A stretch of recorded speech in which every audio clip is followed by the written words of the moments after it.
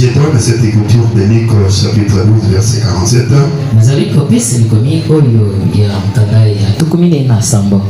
Le serviteur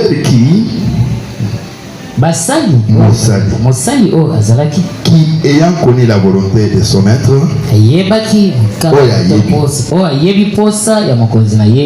n'a rien préparé et n'a pas agi selon sa volonté, sera battu d'un grand nombre de coups. Vous comprenez? Un serviteur de Dieu qui connaît la volonté de Dieu, mais qui ne la fait pas, sera puni d'un grand nombre de coups. C'est pourquoi, même dans le monde naturel, un magistrat, un policier, un militaire, s'il est arrêté, il est puni plus qu'un civil. Parce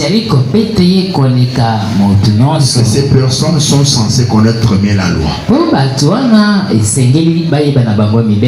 De même aussi le plan spirituel. Serviteur de Dieu qui connaît la volonté de Dieu, mais qui ne la fait pas, il sera jugé sévèrement par Dieu. C'est ainsi que vous verrez, ce n'est pas comme j'ai trouvé ça qui ça, les gens disent que passer à Zamon.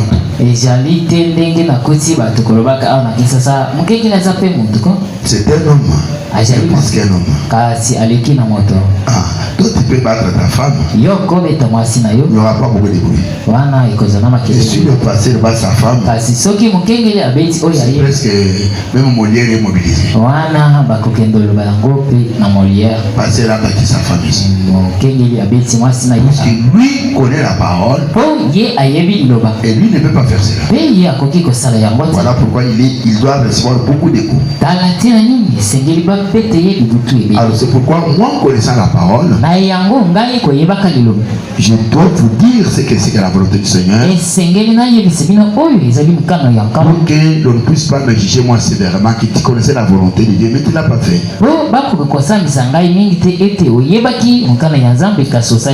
Vous savez, il y a eu un temps où on faisait la scène de plusieurs manières. Au fur et à mesure que la connaissance augmente et que l'évangile arrive, nous sommes en train où nous avons découvert des choses qu'on ne connaissait pas.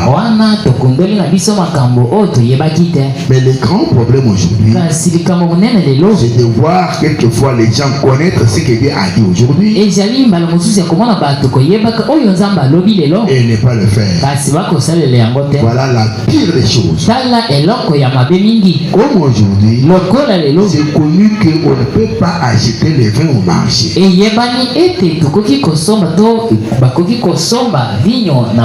vous trouvez les hommes de Dieu ou les pasteurs du message allaient toujours au marché s'acheter des dames jacques.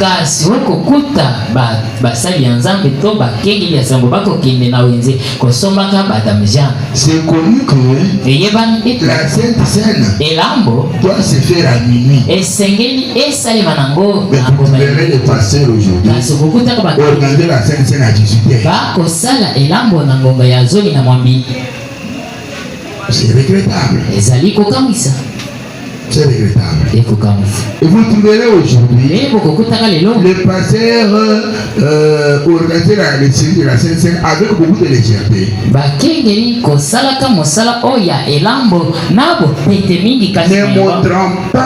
Ne montrant pas au peuple de Dieu ce qu'il doit faire quant à ceux.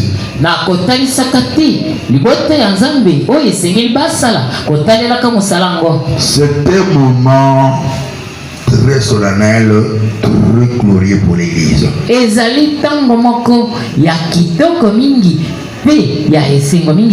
Quand l'Église passe par la Sainte Seine, écoutez ce que dit William Marobana. Alors rapidement à 54, 10e mois.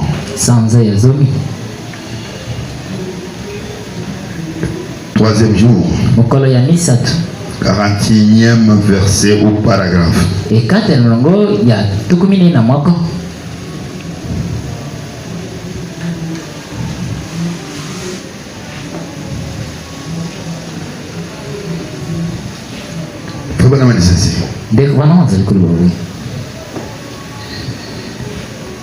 Puisque nous devons nous dépêcher, allons tout droit au texte maintenant. Comme il y a un service de communion. Et ça, c'est notre devoir. Maintenant, chaque homme, chaque femme. Chaque homme, chaque femme. Chaque garçon, chaque fille. Qui invoque le nom de Jésus.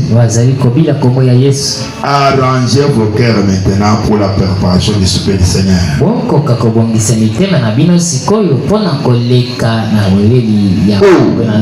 C'est une merveilleuse chose.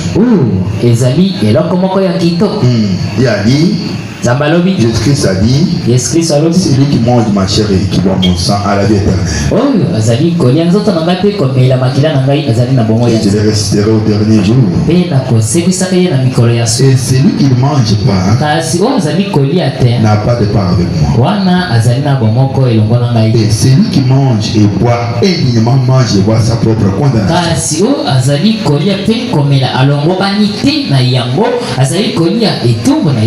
Quel temps? Maintenant, préparons-nous pour ces grands et glorieux événements.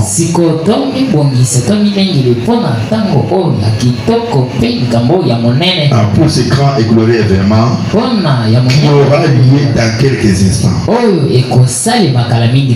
Je pense que l'un des plus grands moment que nous avons dans ce tabernacle, c'est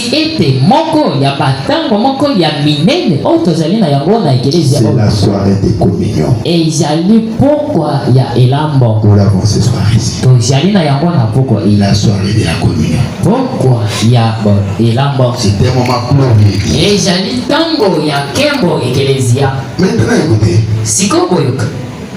Allons à 565. La communion. Le dernier sermon de William Arobana. Qu'est-ce qu'il dit?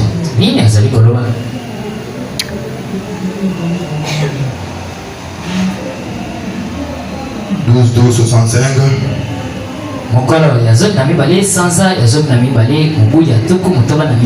Verset 11. Maintenant, on a raison pour laquelle j'ai dit ceci. C'est un ordre. Frère Pierre. Pierre Green répond assurément. Voyez la raison pour laquelle j'ai dit ceci. C'est afin que vous puissiez comprendre ce que vous faites. Si vous entrez aveuglément dans quelque chose, vous ne savez pas où ce que vous faites, vous ne pouvez même pas avoir confiance si vous ne savez pas ce que vous faites. Mais vous devez comprendre ce que vous faites et pourquoi vous le faites. Nous devons comprendre ce que nous faisons et pourquoi nous le faisons. Comprendre ce que c'est que la Sainte Seine. Et pourquoi nous la faisons. Et là c'est bien fait que je n'ai pas énuméré. Ça donne la guérison. Ça donne une nouvelle énergie au peuple pour le voyage. Ça le fortifie. Ça jauge notre niveau spirituel. Ça nous permet d'être toujours de rassurer aux frères et sœurs que Dieu Dieu vaincu le péché.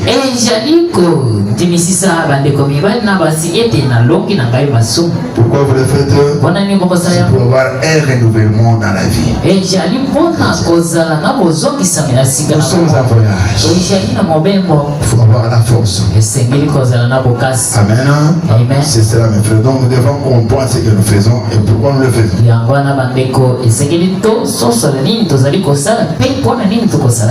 Il ne faut pas faire les choses puisqu'on le fait. Écoutez ce qu'il dit, madame. Adoption. Vous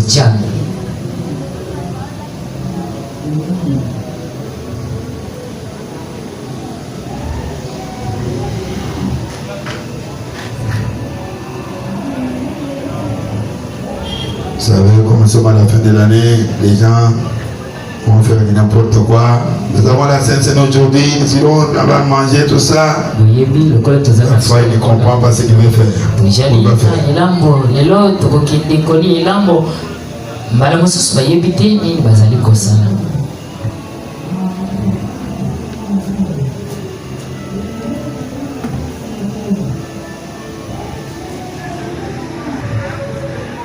Et pour vous dire, c'est adoption, troisième partie, si vous avez l'application, et dans la brochure, c'est quatrième partie.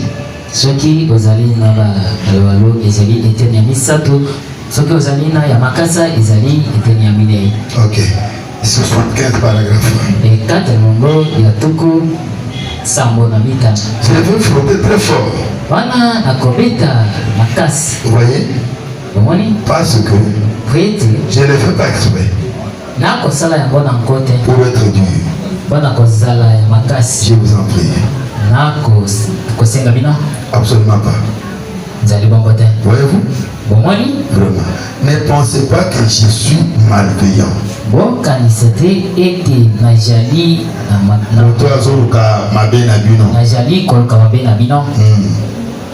Je ne veux pas l'être.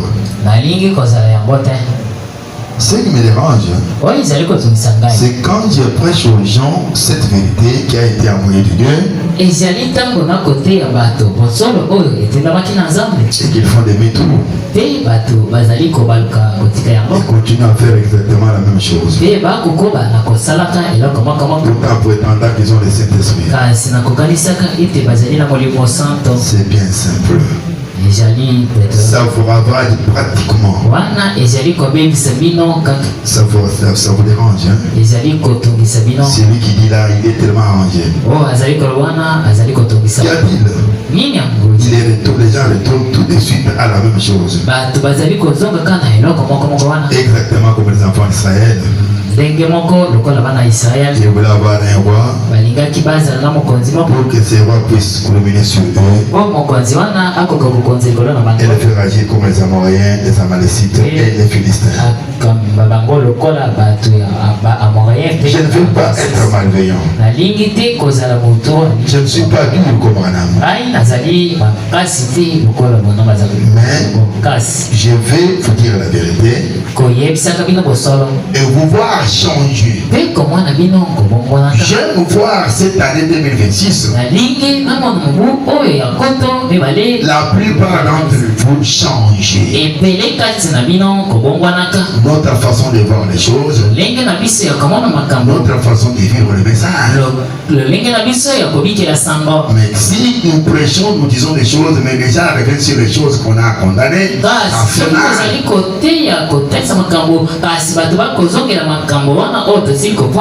nous allons prendre de voir la Sainte-Seine. Mais que nos vies changent davantage. Je ne vais pas vous prendre aujourd'hui la Sainte-Seine.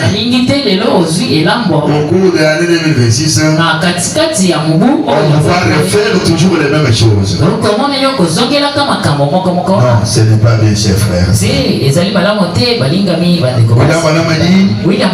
Actuellement, pendant la prise ou le fait de manger prendre la Sainte-Seine, il n'y a pas de sincérité parmi les gens. Non, soyez sincères dans ce que vous faites. La communion, C'est vis-à-vis de vous-même.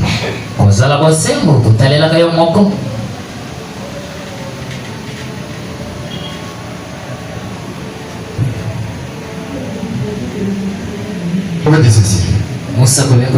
Vous entrez dans une église et plusieurs fois on détruit un biscuit sec ou une certaine chose. On les brise. Un pain laitier ou autre chose. On les brise. Et des gens qui fument, boivent et tout le reste. Comme ils sont membres de l'église, ils viennent et prennent le repas du Seigneur. Eh bien, c'est de la souillure de mon Dieu. Même les sacrifices. Il a dit vos jours sont sacrés. Et votre sacrifice sont devenus une puanteur à mon nez. Pourtant, il leur avait prescrit d'offrir ces sacrifices. Et la manière dont il les faisait, c'était devenu une puanteur. Il faisait des opinions d'astonner. Les sacrifices même qui lui avait ordonné. Mais cela a été fait mal et c'était devenu comme une puanteur. C'est ainsi que nous prenons la parole de Dieu. Beaucoup de chrétiens aujourd'hui, des soi-disant, font cela. Nous nous tenons ici et nous enseignons cette parole. Disons, Jésus n'est pas le même hier, aujourd'hui et pour toujours. Et nous enseignons des choses qui nous a promis d'honorer. Et disons, oh bon, cela concernait quelque chose d'autre. Nos adorations solennelles sont tout simplement devenues une puanteur à sonner. Il ne recevra point cela en aucun cas. C'est bien là la raison. À cause de nos habitudes traditionnelles. Vous ne prenez pas le repas du Seigneur par tradition. Vous prenez cela parce que c'est l'amour de Dieu dans votre cœur. En observant les commandements de Dieu. C'est pour cela que vous les prenez. Vous prenez, c'est pour l'amour. En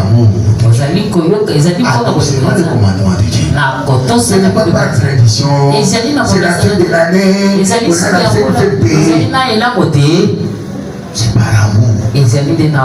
En observant les commandements de Dieu. Ainsi, si vous ne les prenez pas avec sincérité, c'est tout simplement une tradition. Oui. C'est seulement une tradition. C'est comme je vous l'avais dit pour le cas du mariage. S'il n'y a pas la sincérité dans le lieu du mariage, c'est un faux mariage. C'est tout simplement une tradition. Eh bien, notre église prend la communion une fois. Chaque dimanche. Chaque mois. Ou 2 fois par an. Et vous vous avancez là, disant, eh bien c'est mon tour. Et puis vous prenez la communion. Eh bien, pour Dieu, c'est une puanteur. Ce n'est qu'une tradition. Vous voyez, si vous laissez la bonne nana, je pourrais non, sans cesser pour ça la crainte de Dieu. Ça va devenir une puanteur. Il en est de même pour toute autre chose. Vous devez être sincère. Dieu veut le profondeur de votre cœur. Rappelez-vous, le Dieu même qui vous a amené ici sur terre, et c'est lui qui vous servait. Voyez-vous? Vous faites ceci parce qu'il l'a dit. Parce que c'est son commandement. Nous aimerions donc nous approcher en toute sincérité. Sachant que c'est par la grâce de Dieu que nous avons été sauvés. Et nous l'aimons. Et nous sentons sa présence. Et nous voyons cela changer nos vies. Notre être entier est changé. Nous sommes des gens changés. Nous ne vivons plus comme nous vivions. Nous ne pensons plus comme nous pensions.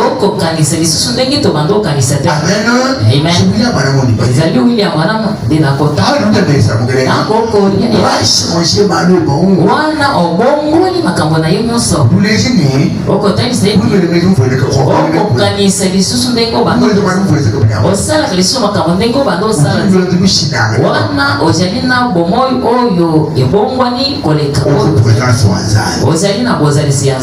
Amen. Amen. C'est ça mes frères et sœurs.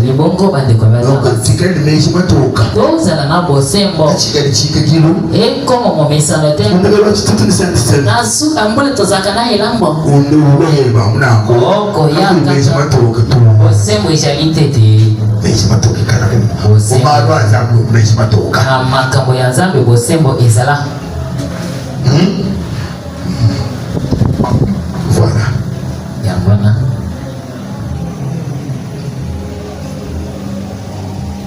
Et vous savez, j'ai quelque chose ici.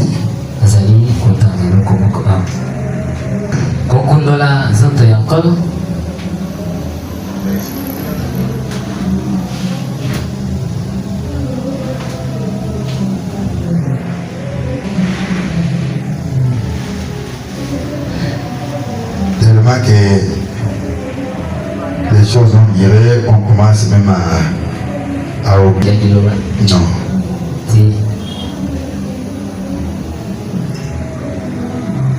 Le bon dit ceci.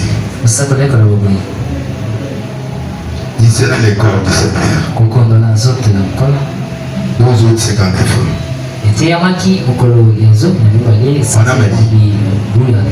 C'est mon devoir de parler contre tout ce qui est faux.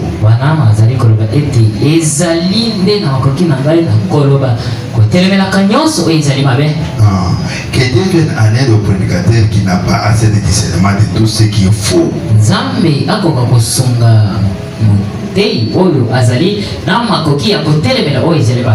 Tout ce qui est faux. Un prédicateur qui ne peut pas discerner les besoins de son peuple par le Saint-Esprit.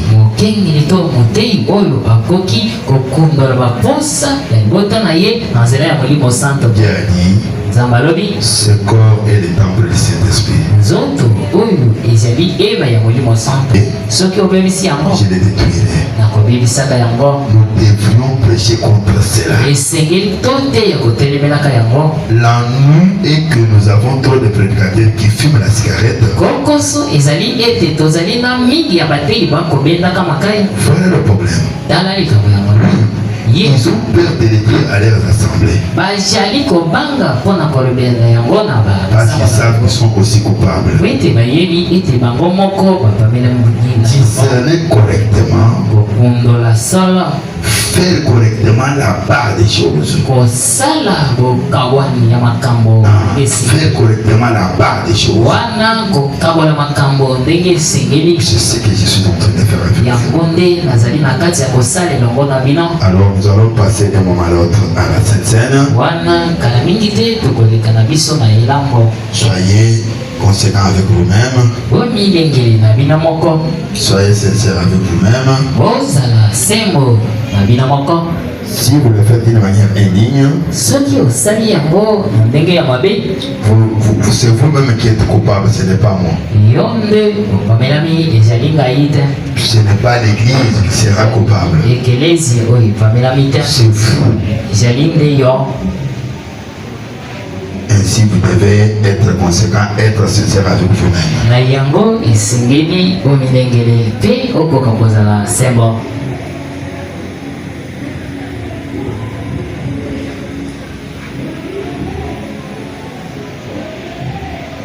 Dans le message, la clé de la porte pour la porte. Au point 142. Et l'année de jubilé. 41. Le prophète dit, il faut suivre les Écritures. Nous allons suivre les Écritures. Comme c'est le mois le plus glorieux, ce soir, nous allons suivre les Écritures.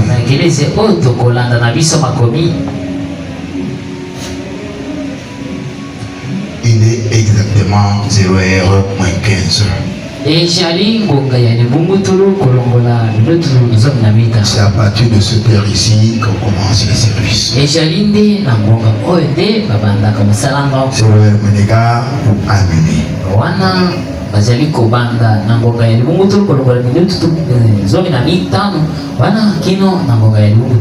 C'est ce que Bwana m'a dit dans le combat.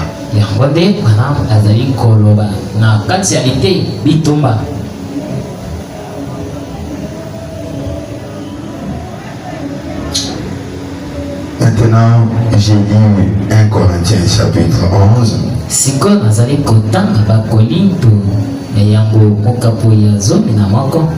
Depuis le 23e verset. Car je reçu du Seigneur ce que je vous ai enseigné. C'est que le Seigneur Jésus, dans la nuit où il fut livré, prit du pain.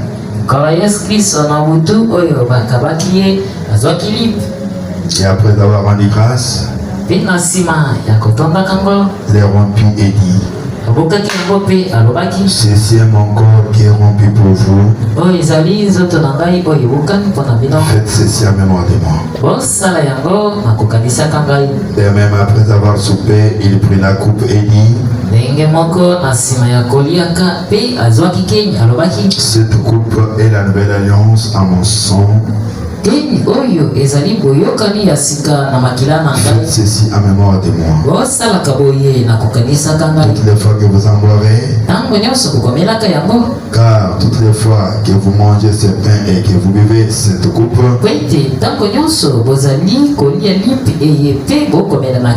vous annoncez la mort du Seigneur jusqu'à ce qu'il vienne. C'est pourquoi celui qui mange le pain ou boira la coupe du Seigneur indignement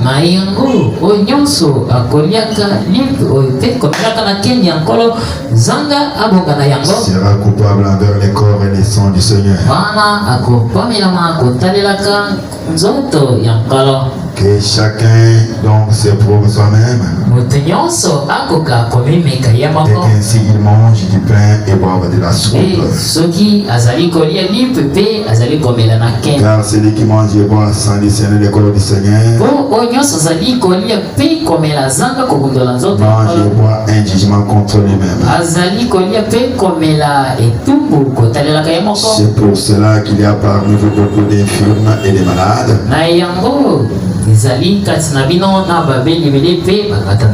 Et qu'un grand nombre sont morts. Si nous nous jugeons nous-mêmes, nous ne serions pas jugés. Mais quand nous sommes jugés, nous sommes châtiés par le Seigneur afin que nous ne soyons pas condamnés avec le monde. Voilà l'écriture autour de laquelle nous allons faire ce travail. Dans le message de la communion 126,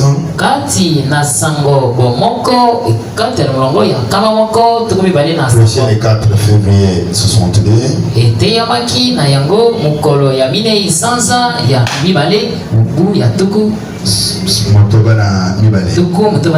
le prophète dit, voyez les séries de la chose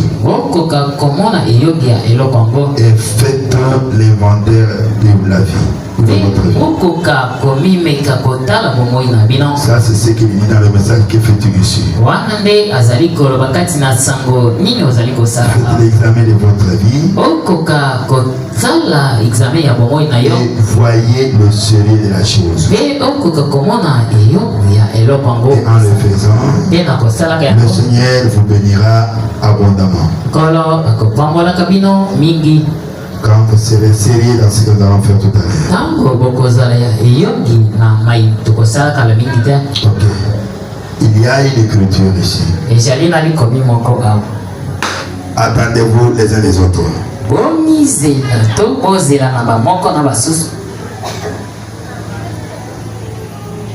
Le prophète interprète cela ici.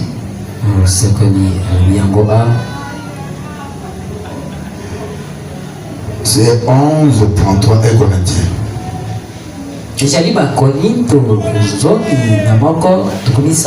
Ainsi mes frères, lorsque vous vous réunissez pour le repas,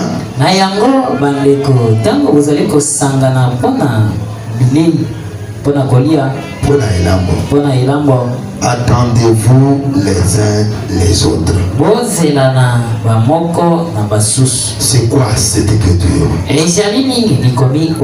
D'autres traductions ont écrit patientez-vous les uns les autres.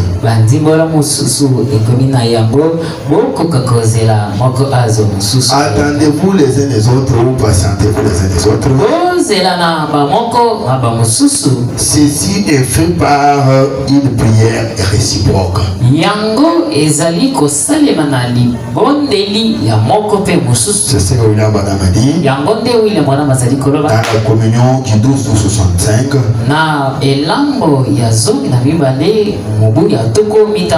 Et dans l'ordination des ministres 25 à 26. Que fait-il ici? 140 paragraphes. Attendez-vous les uns les autres, c'est-à-dire patientez-vous les uns les autres. Ceci est fait par la prière réciproque. Le pasteur priera pour l'assemblée, c'est-à-dire moi je vais prier pour vous afin que Dieu puisse vous pardonner ou pardonne vos péchés. C'est ce que William Branham a parlé ou a dit dans l'ordination 4/11/62.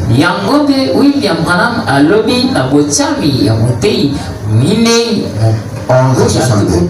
67 paragraphes. Je vais faire une prière pour vous pour que Dieu puisse vous pardonner les péchés. Et pendant ce temps, vous aussi l'église, vous allez prier pour moi afin que Dieu me pardonne aussi de tous mes péchés. Ça, attendez-vous les uns les autres. Donc soyons patients avec celui qui prend dans cette scène dont la vie est mauvaise.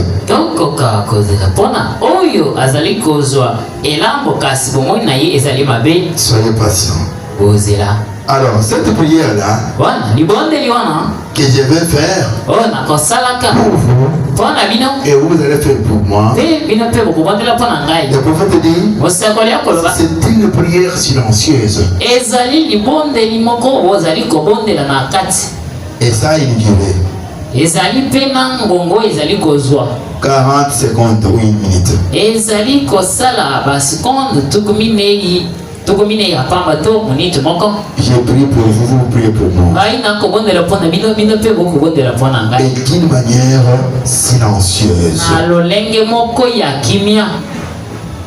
Et c'est moi qui clôturerai ta prière.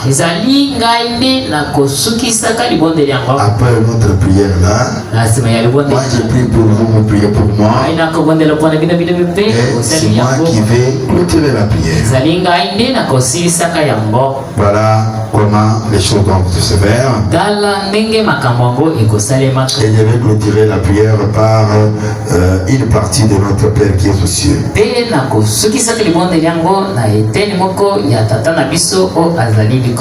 c'est ainsi que les choses vont se passer. Vous me suivez bien? Qui n'a pas suivi ce qu'il dit? Nous passons maintenant à une étape. Seul de attendez-vous les uns les autres. Mettez-vous debout.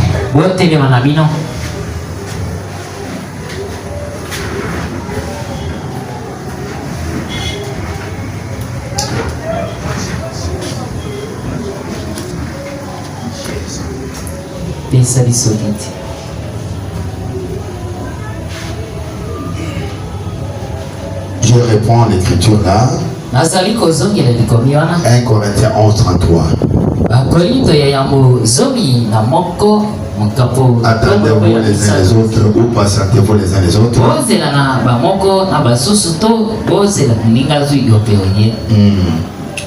Cela veut dire que nous allons faire une prière silencieuse. Vous priez pour moi pour que Dieu me pardonne tous mes péchés. Moi de mon côté, je prie pour vous pour que Dieu vous pardonne tous vos péchés. C'est une prière silencieuse qui va prendre 40 secondes, voire même une minute.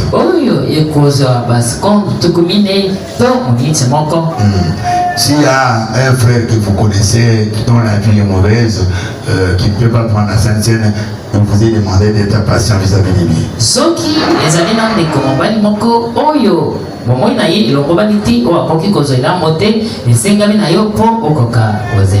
Donc voilà l'étape que nous allons passer maintenant. Inclinez nos têtes. C'est la prière. Vous priez pour moi. Moi je prie pour vous. Pour quelle raison? Pour que Dieu me pardonne mes péchés. Pour que Dieu vous pardonne aussi vos péchés. Ça ne sera pas en haute voix.